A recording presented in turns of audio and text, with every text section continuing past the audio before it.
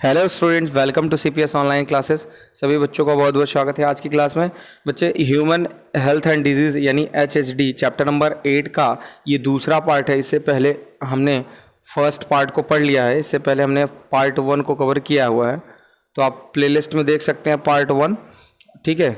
और इसके बाद हमने पीडीएफ भी भेज दिया है, तो आप इसको अच्छे समझ सकते हैं। आज हम लोग सेकंड पार्ट जो है एलर्जी से शुरू कर रहे हैं, एलर्जी वाले पॉइंट से। तो एलर्जी क्या होता है आपको बता दें कि हमारी बॉडी में बहुत सारे कुछ ऐसे एंटीजन है जो इम्यून सिस्टम के साथ मतलब कि इस तरीके से रिस्पॉन्स करते हैं कि हमारी बॉडी में थोड़ी सी एबनॉर्मलिटी दिखाई देती है। तो हम कह सकते हैं द एग्जैगरेटेड रिस्पॉन्स, मतलब ये रिस्पॉन्स हमको चाहिए भी नहीं, पर exaggerated response of immune system to certain antigen present in environment is called allergy. हमारे एनवायरमेंट को कुछ ऐसे एंटीजन जो हमारी इम्यून सिस्टम को मतलब एग्जैगरेटेड रिस्पॉन्स करवाते हैं, तो ये जो एबनॉर्मलिटी बॉडी में आती है इसको कहते हैं क्या? एलर्जी कहते हैं बच्चे, ठीक है। The substance to which immune response as, अच्छा वो वाली कौन सी चीज़ है जिसकी वजह से इम्यून रिस्पॉन्स करता है, इज प्रोड्यूस कॉल्ड एलर्जन। तो जब वो सब्सटेंस जिसकी वजह से इम्यून जो है रिस्पॉन्स करता है, जो एबनॉर्मलिटी या देखने को मिलती है कुछ अलग तरीके की, तो उसको कहेंगे एलर्जन। या सिंपल बोलो, एलर्जी क्रिएट करने वाला कौन? एलर्जन। और होता क्या है कि the antibody produce due to these are IgE type. ये चीज़ याद रखना है आपको कि कौन सी इम्यून एंटीबॉडी रिस्पॉन्सिबल है। तो IgE, ठीक है, IgE, ये चीज़ याद रखना। तो ये प्रोड्यूस IgE प्रोड्यूस करता है, जिसकी वजह से हमारे बॉडी में एलर्जी होती है, एलर्जी देखने को मिलती है। Allergy is due to secretion of chemical like histamine, serotonin from the mast cell. हमारी बॉडी में जो मास्ट सेल हैं, अगर वहाँ से सीरोटोनिन या हिस्टामिन इस तरीके के केमिकल सेक्रेट होते हैं मास्ट सेल से, ठीक है, तो हमारी बॉडी में एलर्जी देखने को मिलती है। ये वाला प्रिकर्सर लाइन याद रखना।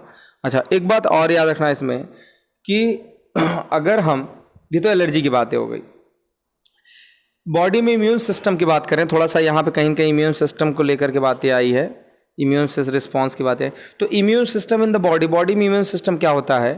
तो the human immune system include, हमारे ह्यूमन इम्यून सिस्टम में कौन कौन सी चीज़ें आती हैं? एक तो लिम्फॉइड ऑर्गन्स आते हैं जो इम्यून सिस्टम का पार्ट हैं, एक टिश्यू आते हैं, और बच्चे कुछ सेल्स या कुछ सॉल्युबल मॉलिक्यूल जैसे कि एंटीबॉडीज़ वगैरह ये भी आते हैं। तो कुछ सेल्स आ जाते हैं, कुछ सॉल्युबल मॉलिक्यूल आ जाते हैं। इतने लोग एंटीबॉडीज़ के पार्ट है हमारी बॉडी में। ये चीज़ आपको समझना होगा मोटे तौर पे।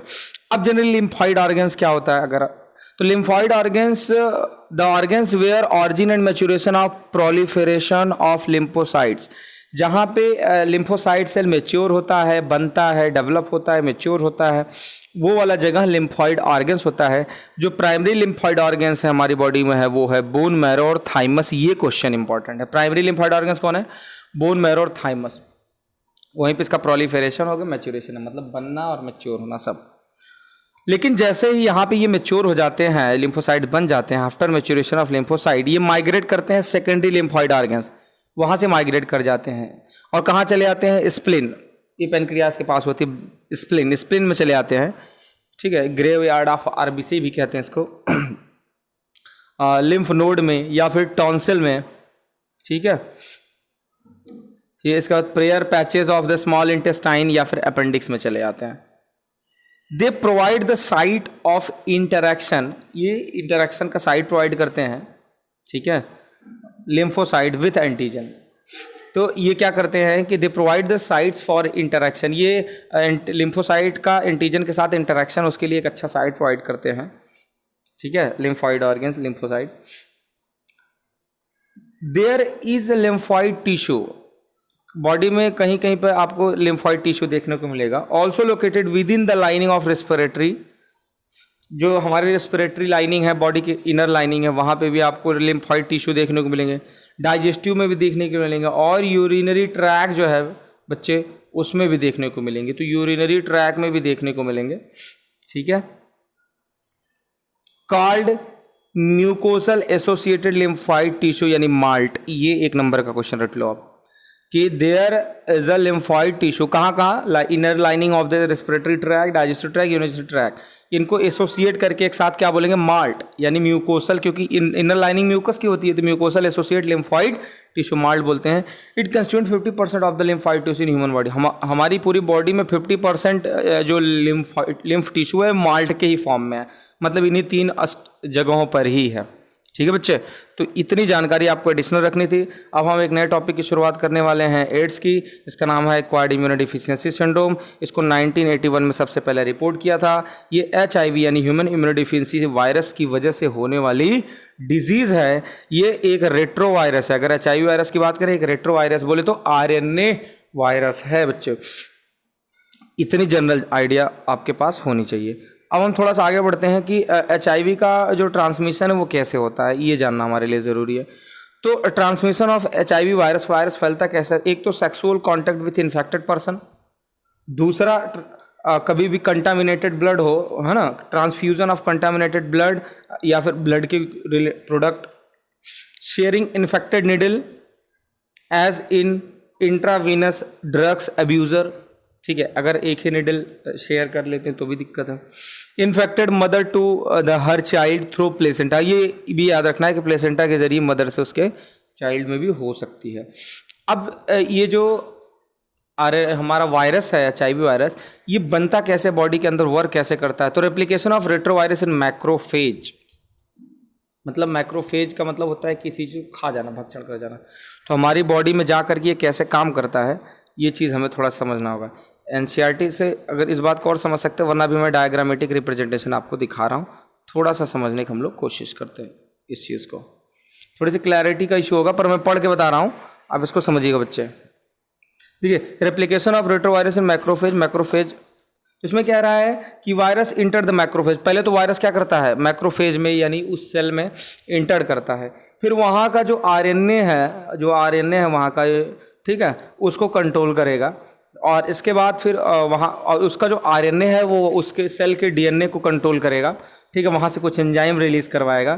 ठीक है, और इसके बाद जो है मतलब कि उस सेल में एबनॉर्मलिटी शुरू हो जाएगी। एंड फाइनली अगर आपको बताएं तो ये सारी बातें हम थोड़ा सा डायग्रामेटिक बताना चाह रहे हैं। फाइनली एक समय में वो क्या करेगा, हमारे T लिम्फोसाइट्स पे भी अटैक करेगा, और इसके बाद बच्चे वो जो है हमारी जो बॉडी में as a result infection, finally ये एक इन्फेक्शन जैसा रिजल्ट करेगा। तो थोड़ी सी क्लैरिटी की वजह से आपको दिक्कत हो रही है, तो थोड़ा सा मैं इसको इस तरीके से दिखा देता हूँ। अब ये सारी बातों को हम थोड़ा सा इस तरीके से देख पा रहे हैं बच्चे।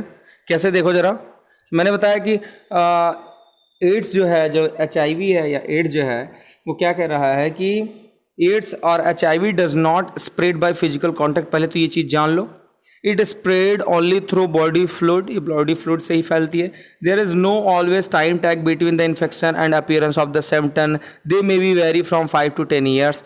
जरूरी नहीं है कि इसका कोई फिक्स टाइम नहीं है कि इन्फेक्शन कब हो और उसकी इन्फेक्शन होने के बाद उसका सिम्पटम कब दिखाई दे। हो सकता है कभी कभी तो 5 से 10 साल लग जाते हैं। ठीक है, डायग्नोस्टिक टेस्ट के लिए एलिसा टेस्ट करते हैं, एंजाइम लिंक्ड इम्यूनोसॉर्बेंट, ऐसे एलिसा टेस्ट करते हैं चेक करने के लिए, डिटेक्ट करने के लिए एड्स है या नहीं, HIV का इन्फेक्शन है या नहीं। The treatment of the disease with the anti retroviral drug is partially effective. तो रेट्रोवायरल का ड्रग है उसको थोड़ा सा इफेक्टिव, पार्शियली इफेक्टिव, पूरी तरीके से इफेक्टिव नहीं है। Just prolong the life but not prevent the death. ये मरने से तो नहीं रोकेगा, पर यह है कि अगर आप लंबे समय तक इसका यूज़ करते हैं कोई पेशेंट, तो थोड़ा पार्शियली हेल्प करेगा, क्योंकि इसका अभी परमानेंट जो है इलाज भी नहीं है। अभी इससे पहले मैंने वो ब्लॉक में देखी थी सारे पॉइंट को, ये NCERT की बुक में आप अच्छे तरीके से देख सकते हो। मैं इसको यहाँ पे दिखा रहा हूँ।